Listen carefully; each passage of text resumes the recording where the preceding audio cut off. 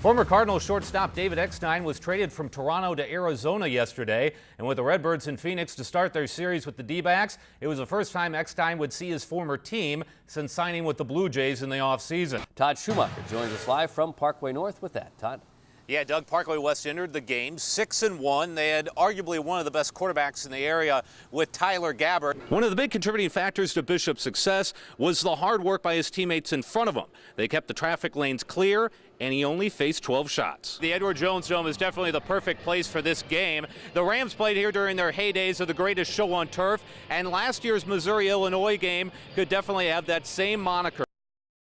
Todd Schumacher joins us live from Parkway North with that. Todd? Yeah, Doug, Parkway West entered the game 6-1. They had arguably one of the best quarterbacks in the area with Tyler Gabbert. But just like we saw last week in Rittner, you never know what will unfold, especially now that we're into district play. Let's go to the highlights. We'll pick it up in the first half. And Parkway North will go to the airstrike to start off. Culver Plant, well, it's a pretty pass, 30-yard connection to Dorian Hobbs Jr. And then North goes to the running game.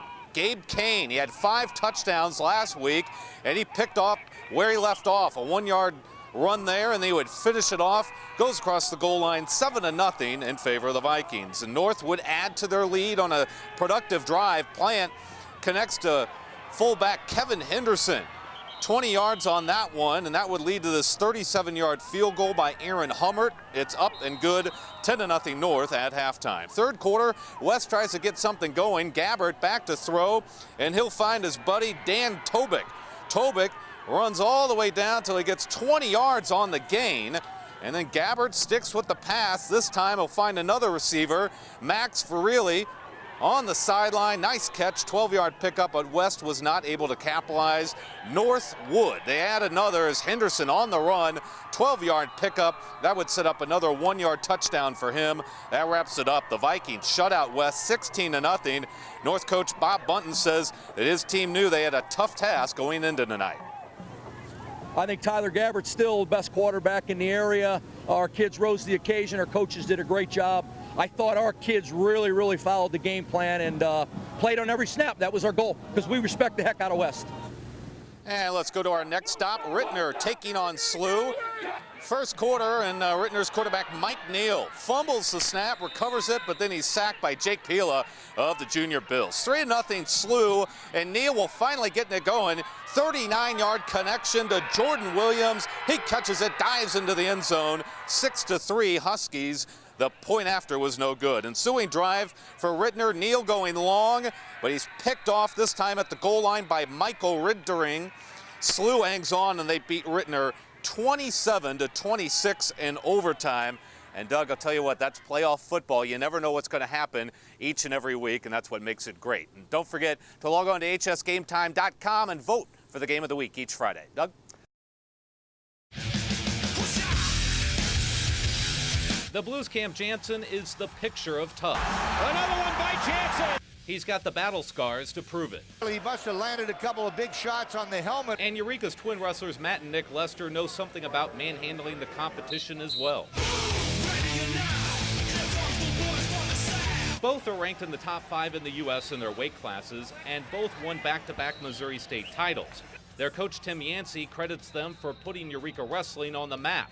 So we wanted them to meet Jansen, who used to be a tough guy on the mat for the Wildcats as well. I got beat up pretty good when I wrestled in Eureka, I'm not gonna lie to you, but I did it to get in shape and get strong, and it still helps me out even in my fights. Jansen wrestled for 1 year at Eureka before heading up north to start his pro hockey career. I was a teacher in middle school too, and you know, there's a few times where we had to make sure who was boss in that classroom. I was the best because the crowd loved me. I will give them something they've never seen before. Now Jansen shows opponents on the ice who's boss. Brutality. Matt and Nick can relate to that feisty attitude.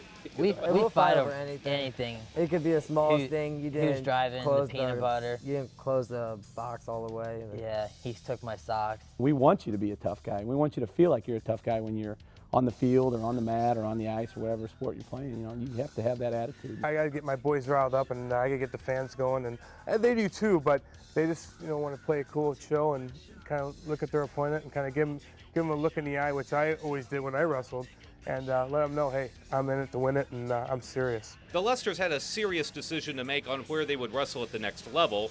Even though Mizzou is an up-and-coming program nationally, the Lesters signed with Oklahoma. The OU lineup, I felt better. I could wrestle all 4 years easily, be contending for a national championship every year, Thought it would have been much better if things would have worked differently, but still, Oklahoma's a great school.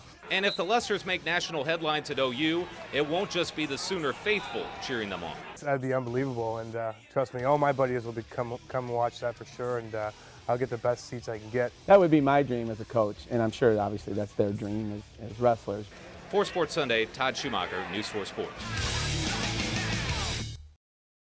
Cardinals exploded for 11 runs last night as they pounded the Pirates and split the two-game set. Another sub-500 opponent makes its way to Busch tonight. The Atlanta Braves are 15 out in the National League East, the perfect team for starter Adam Wainwright to return against.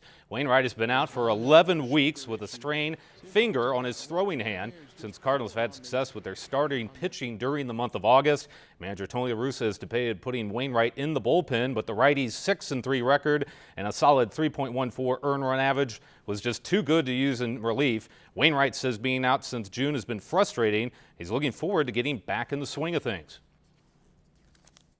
My season hasn't gone like I wanted it to. Started off like I wanted it to, and then I obviously didn't get to finish it like I would have wanted to. But I could still have that good end of the year, and I know I can help this team win, and I know this team has a great chance to win. So I'm excited to be a part of it. I just don't know which role yet. Day baseball in the Windy City. Cubs hosting the Nationals. 4-2 Cubbies in the top of the sixth. Willie Harris goes deep and gone. A grand slam to right. Part of a 6-run inning. Washington pounds Chicago 13-5. The loss puts Chicago now 5 games up on Milwaukee in the NL Central. Well, one can only hope that the preseason is not an indication of how the Rams' regular season will go. Running back Steven Jackson had a 27-day holdout. Quarterback Mark Bolger has yet to throw a touchdown, and there are no Rams receivers that have eclipsed the century mark in receiving yards. Jackson's return may be just what the team needed. Last year he had 1,000 yards rushing and 5 touchdowns in an injury-abbreviated year. And with the Rams struggling, he caught some criticism when he spoke out against fans selling their tickets against last year's Green Bay. Number 39 is hoping bygones will be bygones and hoping fans will warm back up to him. If I can continue to play in the manner that I have in the 4 years and to stay healthy on the field, I think all will be forgiven. A lot of times we're hard on our loved ones, and I consider my fans my loved ones. So some things I should take back, and I do apologize for my statement of being a little critical of them, but we do want them to be at the crowd too. Thank you. The United States have not been polite house guests at this year's Olympics. Entering tonight's actions, the Americans have 102 total medals. Host China, 89. The last night, the underdog women's soccer team took home some hardware in the golden variety. U.S. taking on Brazil. This one scoreless at the end of regulation until 6 minutes of extra time. Carly Lloyd steps up, left foot, shot and a goal, and U.S. wins 1-0. That brings their gold total for the Americans to 31. So pretty darn good. They're taking home a lot of gold from Beijing. Russell, Vicky.